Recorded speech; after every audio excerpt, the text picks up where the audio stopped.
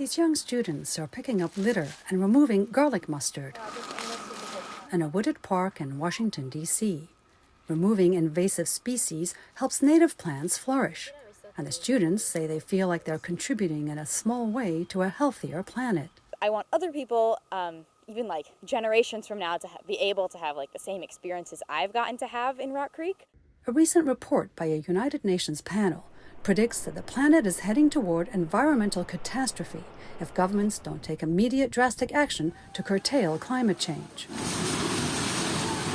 The bracing headlines about Earth's future are contributing to what some experts call eco-anxiety, or climate change distress, found especially among the young. Some feel there is little they can do. Others feel spurred to action. I think I, like a lot of people in my generation, we're really afraid right now, and it's really easy to feel helpless.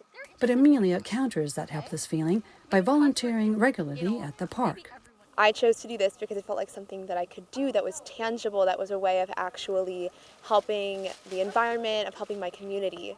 Nearly half of young people between the ages of 16 and 25 say anxiety about climate change negatively affects their daily lives, according to a recent global survey in the medical journal, The Lancet. We're seeing the impacts of drought, the impacts of extreme heat in cities, the impacts on agriculture and food shortages. But what I'm finding is that more and more people, especially young people, have the temerity to say, there's solutions we know that we can do to reduce some of the impacts of climate change and to help us adapt.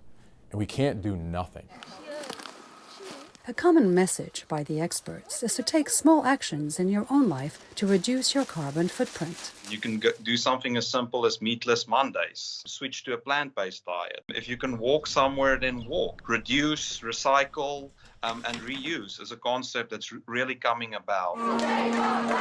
Becoming politically active is another way young people can address their eco-anxiety, like Swedish climate activist Greta Thunberg. We need to focus every inch of our being on climate change. For youth to see someone like Greta having an impact that she's having and people actually listening to her and politicians listening to her really does bring about hope. We're going to grab our trash bags and we're going to walk around the edge of the park to pick up litter. Lindsey Cathcart of the Rock Creek Conservancy, who leads the group, says meeting with others to do community cleanups like this one helps the local environment, but is beneficial to the overall well-being of the students as well. So there are certainly these big picture issues that the young people can't turn a switch and fix. So doing this work has a very quick, tangible impact that affects the emotional and environmental health of the students and of the overall ecosystem. Julie Taboh, VOA News, Washington.